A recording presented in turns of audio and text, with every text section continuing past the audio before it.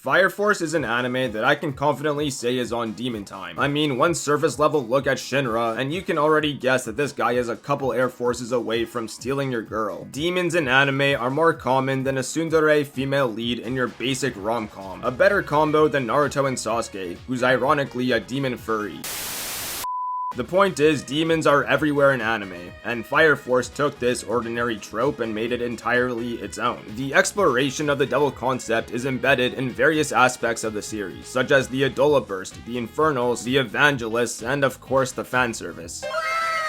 I mean, my god, Hibana is a whole succubus. And while this concept is everywhere, I think there's two characters that take this theme to the next level.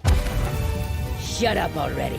As the main character, it's no surprise that Shinra, the Devil's Footprint, controls the majority of this spotlight. But Shinra is a rather unique case. While many shonen protagonists revel in the demon trope, Shinra is actually a subversion of this concept. Shinra is ironically personified as a devil, labeled as a monster because of something he can't control, while simultaneously dealing with the trauma of losing his own mother. Shinra wants to be a hero, and while other individuals like All Might or Deku smile to fight off the fear, Shinra's smile is the root of his issues. I think this is a really interesting character trait, and that's because in most anime, when somebody smiles like they're a menace to society, like they're on Demon Time, it's because they're going to do something badass. But Shinra doesn't want that reputation. He doesn't even want to be associated with it. And that's why since his mother's death, Shinra never had an honest smile, constantly devoured by survivor's guilt while blaming himself and being blamed for her death. But rather than being confined to these labels, Shinra wants to move forward and prove to himself that he's not the devil he's regarded as. I think looking at it from this perspective rewrites Shinra's character a little bit. For every reason why he's a menace to society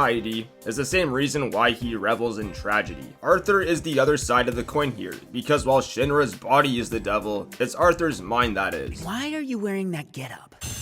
I made a job change, went from knight to assassin. Arthur is someone who lives and breathes delusion. The first thing he says when he pulls up to the Squad 8 base is, "This place will make a nice castle." Arthur also has one of the most interesting and broken pyrokinetic abilities, and the source of its power comes from his fantasies. He literally can't become more powerful unless he personifies himself as a knight or a king. And suffice it to say, it's pretty hilarious, especially because he's kind of an idiot. And yet somehow bro cracked the code of pi. But while it's comedic on the surface, there's a deep-rooted trauma associated with his mindset. Arthur's illusions are a coping mechanism to deal with the reality of being abandoned by his parents. Growing up poor, Arthur's family romanticized delusions of grandeur in order to struggle through the poverty. Eventually, it was too much for his parents and they left him, telling him that while they were gone, he was a king on an adventure to save the world. And refusing to face reality, he lives in his illusions. For me, I think this dichotomy between Arthur and Shinra drives home exactly what Fire Force is about. Internal and external devils that we must learn to fight off and move forward. Huh?